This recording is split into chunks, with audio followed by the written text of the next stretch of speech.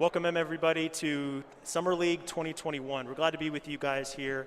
This is no trade clause. Our organization is basically a resource for you guys to be able to come in and look for what you're, basically what NBA teams are doing on a day-to-day basis, from cap sheets to draft capital to cap rules, anything you guys really need in order to understand the NBA, the background of it, and what's happening each and every day.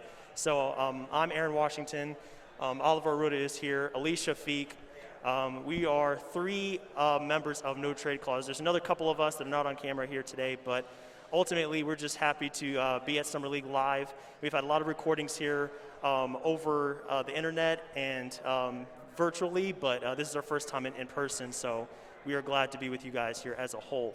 To begin our off-season breakdowns, we're going to start with the Atlanta Hawks, which this team is currently playing in the Thomas & Mack Center here at UNLV right now. So we're going to jump into a few of the aspects of the Atlanta Hawks that are very important that we want to basically explain and break down as they move out of the free agency and draft phase into the beginnings of their 21-22 season. So first of all, their draft picks. They made two very prominent draft picks here with Sharife Cooper and Jalen Johnson. So Oliver, what have you seen from these two guys so far? What do you think of those two draft picks overall as it pertains to how they can fit into Atlanta's culture and their team overall?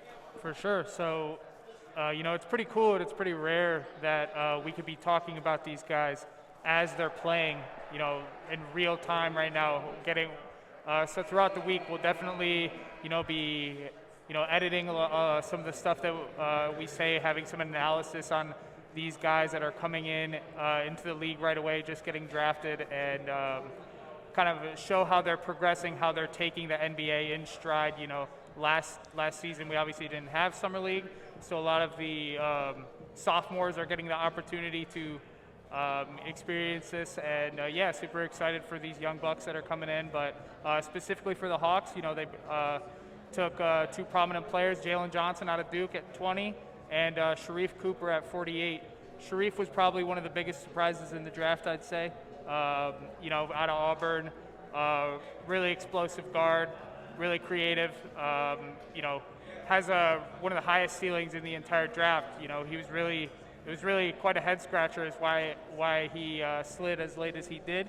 But I think Atlanta definitely copped a gem in that situation, and as long as everything pans out off the court, he stays committed to the grind. I think he could be a really good find for them. Jalen Johnson as well, out of Duke. He also had an interesting story while he was at college. Opted out of his season midway through, and then really focused on his draft process. Some people debated whether that was the right decision or not, but at the end of the day, it's really up to the prospect and his family, his camp, as to what his best decision is. And he's made it here. Now he got drafted in the first round. He's competing in Summer League, so I think it's safe to say that his decision that he made while at Duke, is panning out so far for him. Absolutely. So those are two of the biggest guys to highlight, two of the rookies. However, they have a slew of Exhibit 10 guys that they brought in. Devonicoon Purcell is a guard I've been working with throughout the summer, who has a lot of things going on with his game. Really shifty, creative playmaker. I'm really excited to see him get this opportunity, and hopefully he can make the most of it and find his way into the league this season.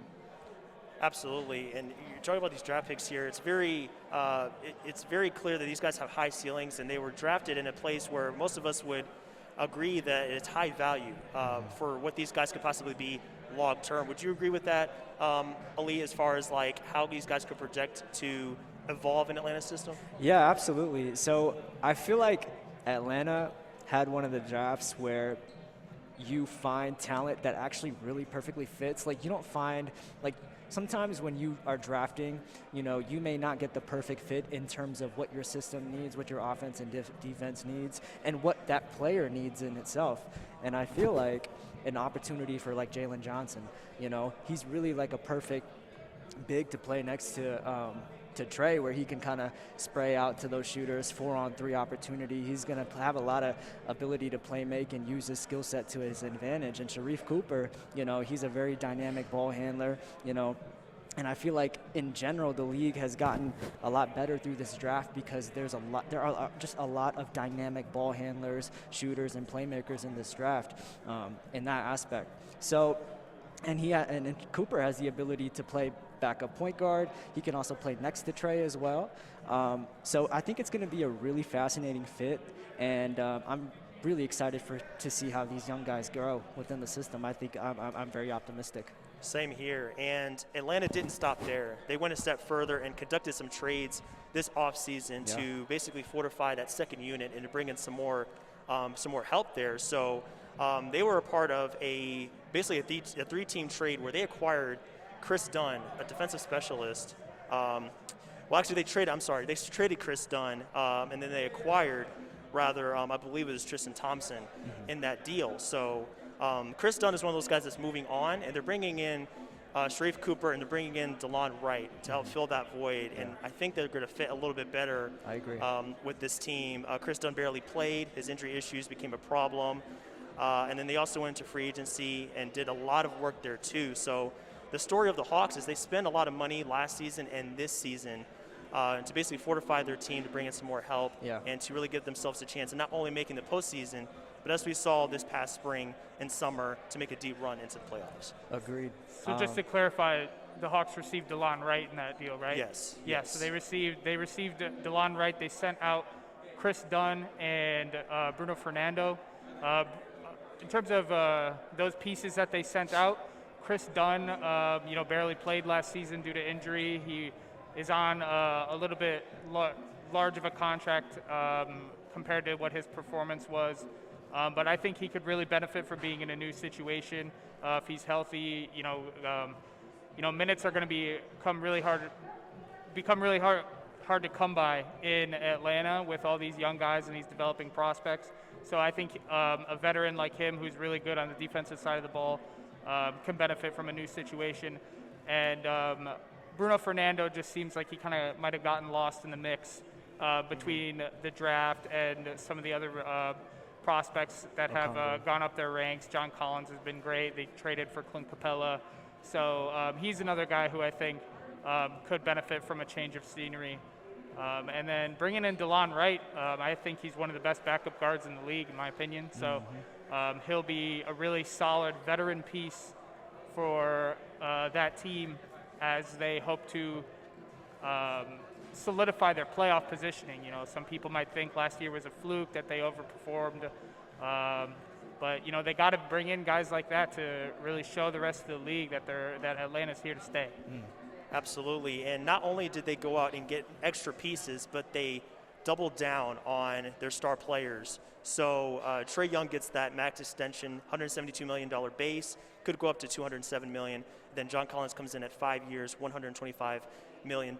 So they're making a mix of bringing in outside help as well as having those guys that have grown up in that system. They want to keep them in long term. Just so that the team continues to cultivate that culture and guys get familiar with each other. So what are the big stories here for Atlanta going forward? We know that they're trying to just keep their options open. They have most of their draft picks remaining. They have some great young players, and then they also have guys on larger contracts like Clint Capella, Bogdanovich. So it's really going to just depend on what they want to do, if they want to continue to develop this team, or they want to go out and get a guy like Bradley Beal if he becomes available in the near future. Absolutely. Yeah, I mean, I feel like they have the flexibility to do that, but I really don't think that they're the type of team that's willing to go all in right away. I think what they're going to do is kind of take into consideration a lot of these young guys' development and then maybe go from there. So I don't think they're going to really pull the trigger on that right away, but I do really like the way they've been able to fill around their foundation. Absolutely. They just have a lot of young guys that they can consolidate, because at the end of the day, you're not going to be able to pay a lot of those guys. These are really talented guys who are going to probably grow within the system, probably going to need opportunity to grow elsewhere as well, because not everyone is going to, be able to grow into that starter, star, whatever the case may be, or their projection per se. Right. So They are one of the teams in the league that not only have all their draft picks moving forward, they also have an extra first-round pick from OKC next year, protected 15 through 30, I believe. And then they have all these young guys that they can consolidate and move on for to really solidify their core. And obviously the guys that come up like Bradley Beal, maybe Damian Lillard. I don't really think that is a possibility per se. You never know. It's you the never NBA, know. man. You really never know. They hit you out of left you field. really never know. Yeah, I mean, I saw people talking about Steph and Damian, possibly for them to move on to, trading for him. So, it is what it is, but I really am a fan of how this team has been built. They have some interesting decisions on the way. You got Clint Capella is extension eligible, so he can get either 120% of his current salary or the 120% of his estimated average salary. Or you have Kevin Huerter, who's also rookie extension eligible before the season. I wonder what those talks are like. Or, maybe they want to use this year to see how far he's progressed. And maybe he wants to wait and cash in at the end of the season. You also have, next year, per se, 2022-23, you have a, non-guarantee on Danilo Gallinari, which was a really, fascinating signing because I think they wanted to kind of stick with his get as much value as they could in the present while also having that flexibility in the future. Yes. And I think they did a great job of walking that fine line in that contract because I wasn't sure about that deal. And I think they're just going to be a really fascinating team, and they're starting to hit an inflection point in their organization and their on-court performance. It comes down to basically the salary cap and the luxury tax. They're going to brush up against that line. And Oliver, as Ali mentioned earlier, you can't pay everybody. Eventually you hit some kind of barrier. Guys are going to be looking for more than they can get from their current teams. And that's going to force Atlanta's hand in the coming years as it pertains to who they want to keep around and then who they want to kind of ship out and try to get some more assets for long term. Absolutely. Mm-hmm. Yeah, most definitely. It's I think there are a handful of teams in that situation where they've accumulated all this draft capital and they've drafted all these great players. But the reason why draft picks are so valuable is because they end up being very high value contracts as the player goes through that rookie scale. But it comes push comes to shove, and then not every one of those guys can go get a max rookie extension. So between Kevin Huerter, Cam Reddish, Onyeka Okongwu, DeAndre Hunter, and the two guys that they brought in this year, there's most definitely going to be some competition for those extensions, and that oftentimes that brings the best out of players. So hopefully the fact that Atlanta has a lot going for them on the court in terms of their performance, as well as players chasing that next bag, that'll boost the playing in Atlanta. And absolutely. Yeah, I think the most important thing that they touched on this offseason was the fact that their minutes without Trey were terrible. It was bad. And they've been able to address that with really quality guard depth. And, last year they went to go get Jeff Teague, and, that didn't really work out at all. And they've kind of had and also Rajon Rondo as well. So they've really tried to, obviously that team is not much without Trey. Trey runs that show. And I think really making sure that they have someone solidified younger than DeLon Wright, and then also DeLon Wright himself. They could also play together. Absolutely. I'm really excited about that and seeing exactly what those non-Trey minutes look like.